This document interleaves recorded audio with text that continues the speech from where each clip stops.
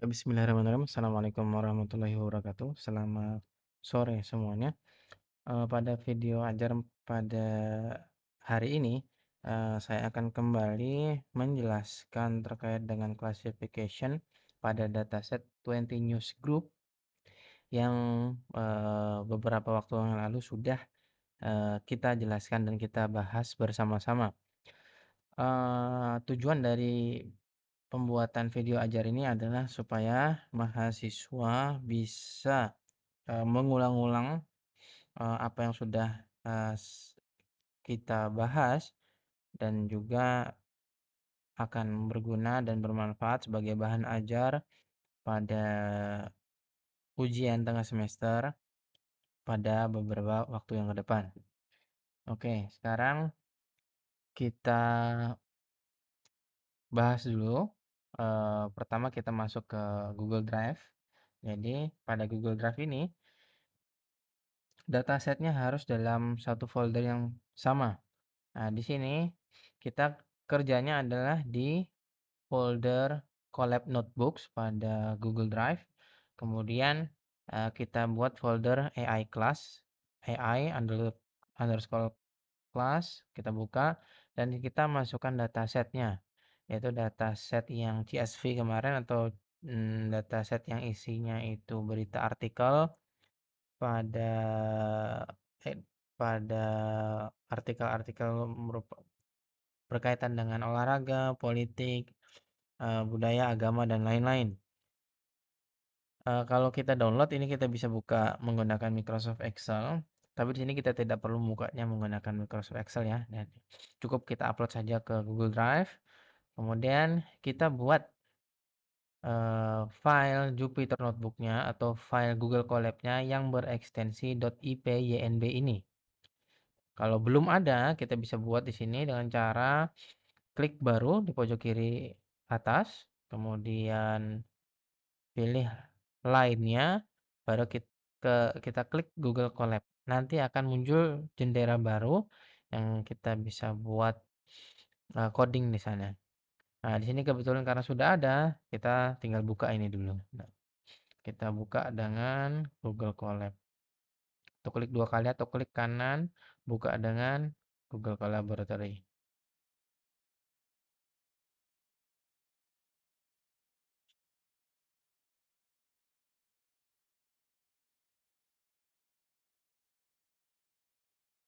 Oke, ini sudah terbuka file Google Colab-nya atau file Jupyter Notebook-nya. Yang pertama kita lakukan adalah kita koneksikan dulu ke kernelnya. Klik connect di pojok kanan atas.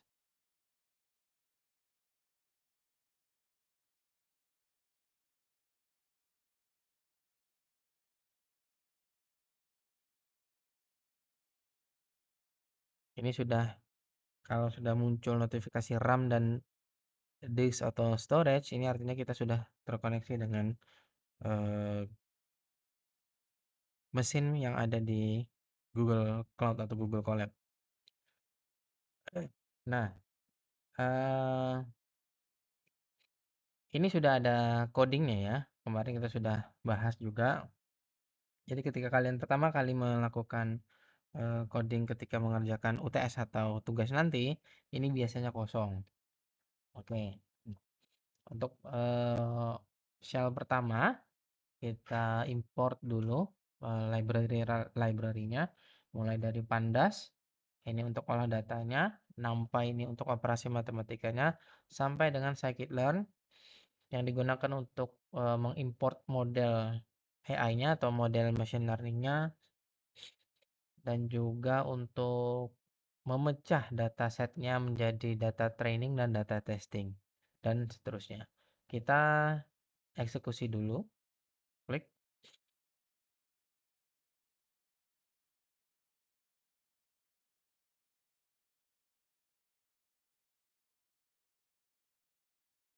Jika sudah, kita akses Google Drive kita melalui kode berikut ini, from Google Colab import drive.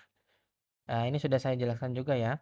Google Colab dan Google Drive ini adalah dua environment yang berbeda atau dua lingkungan yang berbeda. Sehingga kalau misalnya kita sedang bekerja di Google Colab dan ingin mengakses Google Drive itu perlu izin. Nah, izinnya seperti ini. Kita eksekusi menggunakan kode yang sudah tersedia. Akan muncul notifikasi untuk meminta izin untuk koneksi. Kita klik OK, connect. Kemudian kita pilih emailnya. Emailnya ini harus sama dengan email yang Google Colab ini. Lihat ya di sini fotonya sama ya. Foto di kiri sama dengan foto di kanan. Kita klik. Sudah, kita lanjutkan. Lanjutkan lagi. Sampai muncul printout seperti di bawah ini. Tunggu sebentar.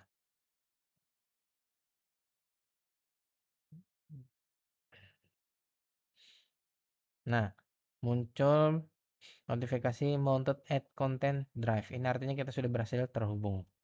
Kemudian kita masukkan path atau alamat ke dataset yang sudah kita simpan di Google Colab. Google Drive maksudnya. Coba kita lihat sini Google Drive.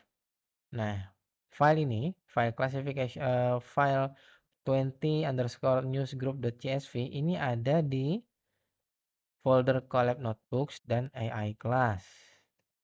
Ada di sini nih, Colab Notebooks, AI Class.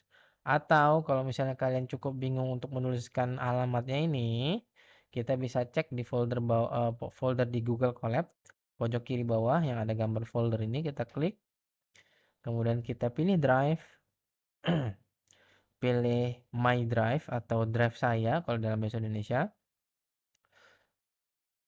Kemudian kita masuk ke folder Colab Notebooks. Kita pilih AI Class.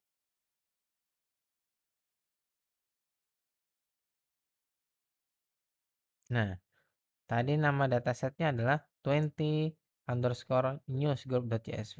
Kita klik yang titik 3 ini, akan muncul pilihan copy path. Kita bisa copy path-nya ini, lalu kita paste di sini. Oke, jelas ya. Yang ini saya tutup dulu. Ini kita eksekusi variabel file underscore path-nya. Sudah, sekarang kita masuk ke shell 2. Shell 2 ini tujuannya adalah untuk membaca datasetnya, dataset CSV tadi. Dia bisa kita menggunakan library pandas. Inputan masukannya adalah alamat path-nya dan juga encoding yang digunakan adalah latihan -1. Kemudian kita hapus baris-baris yang nggak ada isinya atau missing value-nya itu ada. Jadi kita hapus dengan menggunakan drop NA. Kemudian kita tampilkan ukuran datasetnya, berapa jumlah barisnya dan berapa jumlah kolomnya.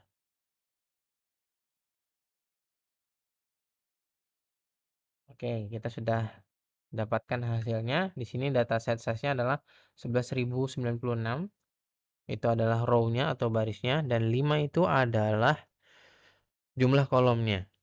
Dan ini adalah print out atau ketika kita tampilkan di dalam Google Colab datasetnya sebanyak 5 baris. Ada 0 sampai 4. Indeksnya dari 0 sampai dengan 4. Kemudian kita explore labelnya. Jadi di sini kita akan menampilkan label yang unik. Label yang unik itu artinya label yang berdiri sendiri. Biasanya kan label itu banyak sekali. Ada misalnya label kalau kemarin kita belajar spam classification itu ada kan ham dan spam. Nah, kalau misalnya datanya itu ada 5.000, berarti kan jumlah spamnya itu ada berapa, jumlah hamnya itu ada berapa. Nah, itu yang kalau kita munculkan uniknya saja berarti ada 2, spam dan ham saja. Kemudian kita tampilkan yang baris kedua ini adalah encoding targetnya atau encoding labelnya. Biasanya kalau menggunakan label berupa kata-kata atau string, kita ubah menjadi angka. Kemudian perintah ketiga ini adalah untuk menampilkan contoh artikel yang ada di dalam dataset. Random atau bukan random, yang ada pada baris pertama, yang I was wondering if anyone out there could enlighten me. Oke, kita eksekusi untuk shell ketiga ini. Oke, ini hasilnya. Kita bisa lihat unique labelsnya ada 20, Reg Autos, Computer System Machine Hardware, Computer Graphic, Size Space, sampai dengan Cycrypt atau Crypto. Kemudian label encodingnya ada angka tadi ya, ada 20, mulai dari label 7, 4, 1, 14 sampai dengan 11. Jadi ini kalau kita urutkan dari 0 sampai dengan 19, berarti kan ada 20 label. Kemudian example artikelnya ini yang di-print adalah artikel pada baris pertama atau row pertama yang ini. Nah, sama kan? I was wondering if anyone out there could enlighten me. I was wondering if anyone out there could enlighten me on this car bla bla bla bla. Kemudian kita masuk ke shell 4. Ini tugasnya adalah atau fungsinya adalah untuk mencetak atau mengetahui distribusi label atau label kelas yang ada pada dataset. Apakah label kelasnya itu hmm,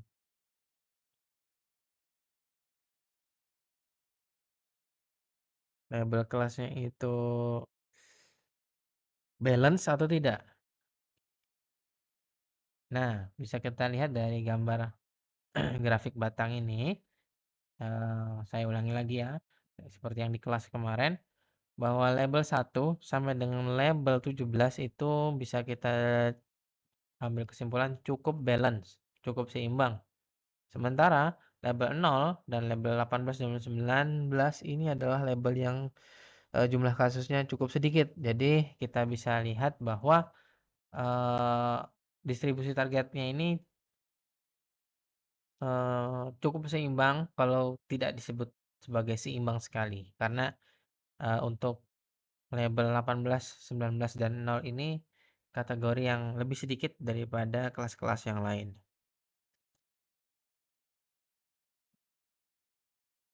Kemudian selanjutnya adalah pada shell 5, kita akan membuat custom tokenizer menggunakan library specie.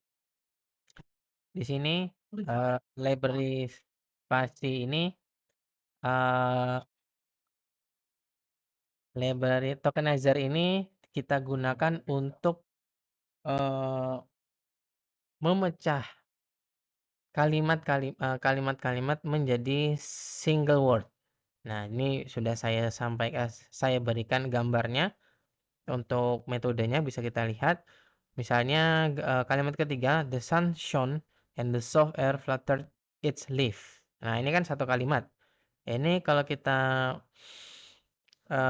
masukkan operasi yang berkaitan dengan tokenizer, itu kita pecah-pecah kalimatnya menjadi setiap kata. Menjadi di sini kalau kalimat ketiga menjadi 10 item ya, 10 kata.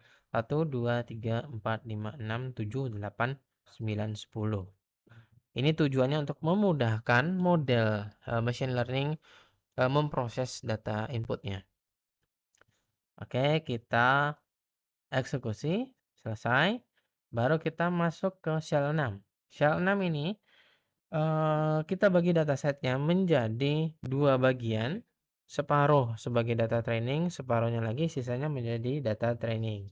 Di sini, test size sama dengan 0,4 itu artinya kita membagi dataset menjadi 40% untuk data testing, 60% menjadi data training. Ingat, ini krusial ketika nanti di UTS bisa jadi ini data test size-nya berubah. Jadi harap diperhatikan soalnya. Oke, paham ya? Sekarang kita eksekusi. Sekarang kita lakukan vektorisasi data teks. Kita ubah data teks yang berwujud dalam token dan masih dalam kata menjadi vektor. menggunakan count factorizer. Nah, ini cukup butuh waktu ya, tapi ini tidak begitu lama. Sambil kita tunggu saja.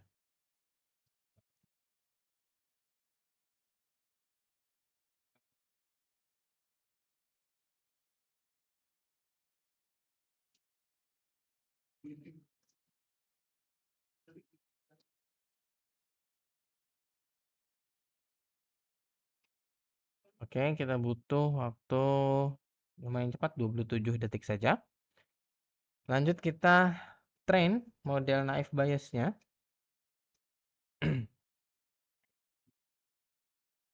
Kita deklarasikan variabel CLF. Kita assign sebagai multinomial naive Bayes. Kemudian kita masukkan inputnya, yaitu inputnya adalah data training berupa yang sudah difaktorisasi dan juga label trainingnya. Masuk ke sel 9, kita lakukan prediksi dan evaluasi. Kita gunakan matriksnya adalah Evans score yang makro.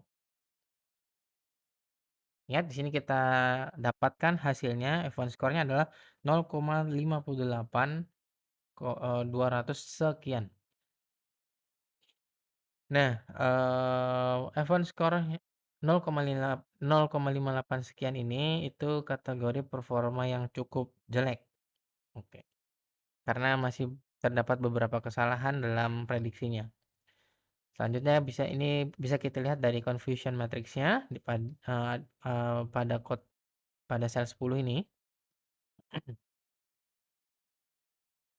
Nah, bisa kita lihat di sini. Ini adalah confusion matrix dengan color map. Color map-nya yang sebelah kanan ini, dia hitam itu artinya nilainya rendah. Kemudian bukan hitam sih ya, ini biru atau ungu tua ya. Ke biru, biru tua, biru muda sampai dengan kuning. Nah, kalau kuning ini nilainya tinggi ya, 0,8 ke atas, hijau tua ke hijau muda itu ada di antara 0,6 sampai dengan 0,8. Kemudian hitam itu sama dengan 0. Nah, bisa kita lihat pada garis diagonalnya ini, diagonalnya ini adalah prediksi yang benar ya. Kiri ini adalah label aslinya. Kanan ini adalah, bukan kanan, atas ini adalah label hasil prediksinya. Nah, berarti kalau misalnya mereka sudah bertemu bersama di sini, kita lihat yang garis diagonal ini, kita lihat yang bernilai terang, artinya 0,8 ke atas itu hanya sedikit saja. Adanya rata-rata di bawah. Artinya kan ini performanya belum baik. Dan terbukti bahwa F1 score-nya adalah 0,58200 dan sekian. Kemudian classification report-nya juga kita bisa cek. Dan bisa kita lihat ternyata akurasinya memang sesuai dengan F1 score-nya yang makro tadi 0,58. Di sini kita lihat akurasinya adalah 0,6. Berarti masih ada 40% kesalahan di sini. Nah, sekarang model yang kita latih sebelumnya itu kita sebut sebagai baseline atau model dasar. Oleh karena itu, kita ingin meningkatkan performanya. Kita masuk ke sesi improvements to baseline. Jadi di sini kita akan membuat model bahasa Inggris yang lengkap dari library spacey yang mencakup kemampuan seperti tokenisasi, lemmatisasi, post staging, dan lain-lain. Kita load modelnya yaitu English Core Web SM. Kemudian kita tentukan komponen pipeline dari NLP atau NLP ini adalah Natural Language Processing yang ingin dinonaktifkan untuk mengefisiensikan waktu training kita. Kemudian input NAR ini adalah Name Entity Recognition, parser ini adalah dependency parser. Kemudian kita definisikan custom tokenizer yang menggunakan library specie yang akan, mmm, mengembalikan value berupa item-item berikut ini. Jadi misalnya yang pertama ini kita abaikan tanda bacanya, kita abaikan spasinya, kita abaikan stop word. Stop word ini adalah kata umum yang tidak informatif seperti the, a, and, dan lain-lain. Kemudian juga, hanya menyertakan token yang terdiri dari huruf. Jadi kalau misalnya ada angka atau simbol itu kita skip. Oke, kita eksekusi. Kemudian kita gunakan representasi TF-IDF sebagai vectorizer. Kalau tadi kan spesies saja vectorizernya, sekarang kita gunakan TF-IDF.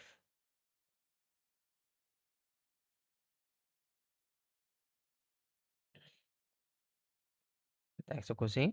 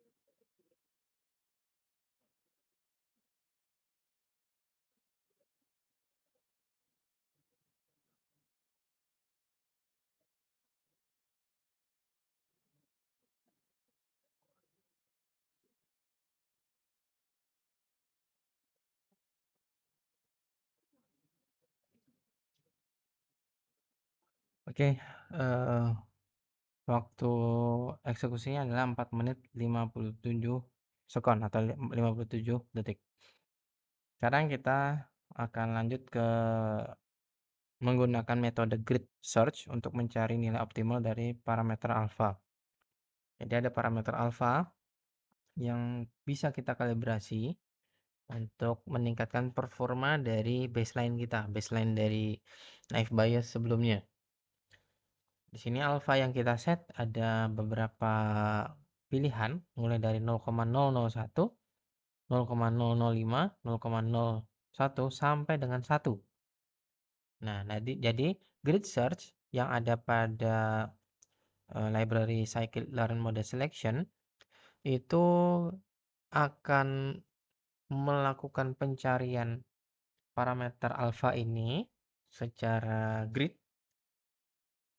dan akan memilih atau menunjukkan performa terbaik itu ada pada parameter dengan nilai alfa berapa. Kemudian kita lanjut ya. Kita definisikan modelnya CLF multinomial naive Bayes lagi. Kemudian kita definisikan lagi grid search-nya dengan input dari beberapa item. Yang pertama input CLF yang model multinomial naive Bayes tadi. Kemudian parameternya adalah grid. Kemudian scoringnya adalah matriks F1 score atau F1 score makro. Kemudian kita lakukan sebanyak 5 kali tes atau 5 kali cross validation. Kemudian kita latih dengan menggunakan grid search dan akan kita tampilkan parameter terbaiknya berapa. Kita eksekusi.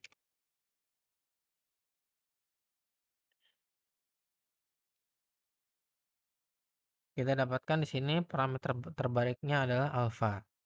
Dan otomatis kita akan gunakan alpha sebesar 0,01 sebagai parameter yang paling optimal pada model naive Bayes kita. Kemudian kita evaluasi kembali modelnya. Kita prediksi dengan model.predict dari data testingnya atau X-test. Dan kita tampilkan F1 score yang baru. Kita eksekusi. Nah, di sini kita bisa lihat peningkatan yang sangat signifikan yaitu 0,7399 sekian. Kalau tadi F1 score makronya adalah 0,5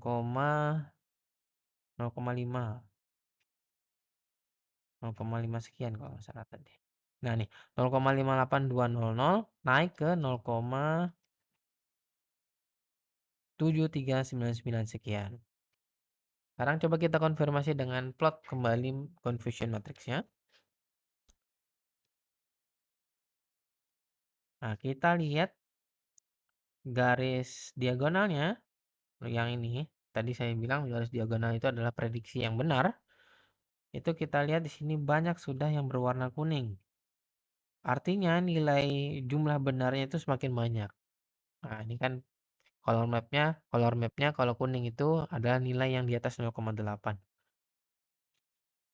Jadi sudah cukup banyak yang bagus. Maaf, cukup banyak prediksi yang benar. Nah, itu tepatnya. Kemudian kita print lagi classification reportnya. Kita bisa lihat akurasinya juga meningkat menjadi 0,75 atau 75%. Sementara tadi baseline-nya adalah 0,6. Seperti itu. Nah, karena kita sudah mendapatkan performa dari model yang cukup bagus, sekarang kita coba prediksikan untuk artikel baru. Misalnya artikel barunya itu adalah NASA SWOT satellite will survey millions of rivers and lakes. Nah, kalau kita lihat dari kalimat ini atau artikel ini kan artikel yang berkaitan dengan ruang angkasa. Jadi kalau misalnya model yang kita latih, yang kita perbaiki tadi, kita inputkan data seperti ini, apakah dia akan memprediksi dengan benar atau salah? Kita cek di sini dan hasil prediksinya adalah science space atau science space. Berarti adalah artikel yang berkaitan dengan sains di luar angkasa. Space itu kan luar angkasa. Berarti benar ya hasilnya. Dan di setiap prediksi itu pasti disertai dengan confidence. Confidence ini adalah persentase kepercayaan diri dari model dalam klasifikasi. Di sini presentasinya adalah 0,9287 dan sekian atau 92,87%. Ini artinya confidence-nya tinggi sekali, artinya model naive Bayes yang sudah kita perbaiki memiliki tingkat kepercayaan tinggi untuk memprediksi artikel NASA SWOT satelit ini sebagai kategori artikel Science Space. Oke, jadi ini adalah hasilnya. Oke, sekian dari saya untuk penjelasan coding dari Classification 20 News Group ini menggunakan Google Colab. Ini filenya sudah ada di Adlink, kalian bisa baca lagi dan sambil tonton ulang, penjelasan video ajar ini. Coding ini bisa kalian gunakan sebagai referensi ketika mengerjakan UTS nanti. Ingat, ketika UTS sifatnya adalah mandiri, kerjakan sendiri-sendiri, jangan sampai, kerja sama atau menyontek, itu adalah hal yang dilarang. Dan kalau sampai ada pekerjaan dari mahasiswa yang sama, itu akan saya bagi rata nilainya. Kemudian saya pesankan lagi, UTS itu bukan saatnya atau bukan waktunya untuk setia kawan. Nah, setia kawan itu kalau sedang diskusi kelompok atau belajar kelompok, tetapi kalau ketika UTS itu sudah bukan waktunya. Oke, dari saya itu saja. Terima kasih atas perhatiannya.